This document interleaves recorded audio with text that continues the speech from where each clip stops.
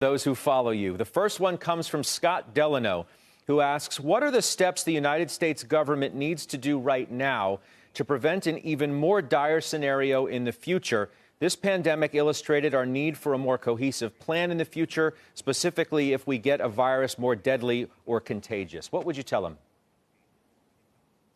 Well, if we're looking at what we're going to do with COVID in terms of trying to mitigate future risk, it's better tracking and tracing, better screening, getting more tests into the community, and investing more in technology, trying to get a therapeutic or a vaccine as quickly as possible. That's what's ultimately going to mitigate the risk. I think with respect to pathogens generally, respiratory pathogens generally, we need a better system in place with a public health lab infrastructure for doing early identification when respiratory diseases circulate in this country. So we need to be able to spot the next syndrome X, if you will, more quickly. And that's going to come down to having a system in place for doing surveillance testing of people who are presenting with undifferentiated, unusual respiratory diseases.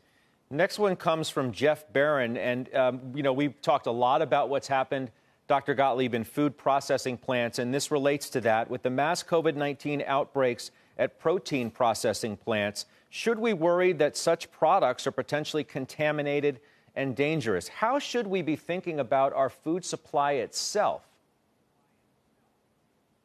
There's no reason to believe that the food supply could become contaminated with COVID, and that's actually route of transmission. From everything we know, this is transmitted through respiratory droplets. It's a respiratory pathogen, so either by inhaling respiratory droplets or touching a contaminated surface, and then touching your eyes or your mouth or your nose.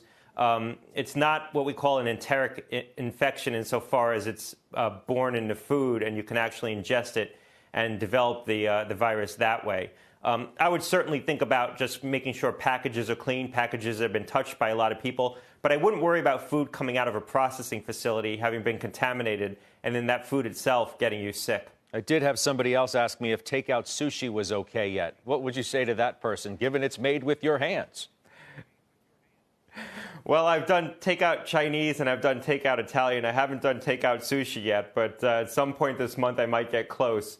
I think you need to be mindful of food that's not cooked, that can't be reheated, that is done with your hands. But at some point I think we're going to all get back to taking out food. And you want to make sure that the restaurant that you're taking food out from is taking good precautions. You saw in China the restaurants providing good vigilance over their food handlers. I think restaurants here have to do the same thing, and I think they're going to be doing that. I have another good one from Susan Edwards, who says, I live in Minnesota and testing is still quite limited. Why do some states have more availability than others? Well, it's not just a question of testing capacity, but also a question of the sites that do the testing. And now that community health centers are closed, primary care physician offices are closed, really the only place to get tested is either around the hospital or some of these testing sites that have been set up. And they haven't been set up in all states, and they haven't been set up in the same numbers in all states. Different governors have invested more in setting up these testing sites. I think once we start reopening doctors' offices, my hope is that doctors will start to routinely test for coronavirus.